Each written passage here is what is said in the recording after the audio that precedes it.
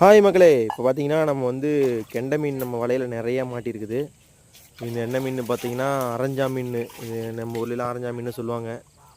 இது ரோஸ்ட்டு குழம்பு எல்லாமே சூப்பராக இருக்கும். ஆனால் என்ன முள் அதிகமாக இருக்குங்க இந்த மீன். ஆனால் நல்லா டேஸ்ட்டான மீன் இதெல்லாம். பார்த்தீங்கன்னாலே தெரியும். தண்ணி கொஞ்சம் ஆற்றுல நிறையா போகுது. வலை விட்டோம், நல்லா நிறையா மீன் மாட்டிடுச்சுங்க. அதான் இனிமேல் தான் ஒன்று ஒன்றால் எடுத்துகிட்டு இருக்கிறோம். பார்த்தீங்கன்னா தெரியும். நல்லா மீன் பாருங்கள், நல்லா சில்வர் கலரில் வெள்ளியாட்ட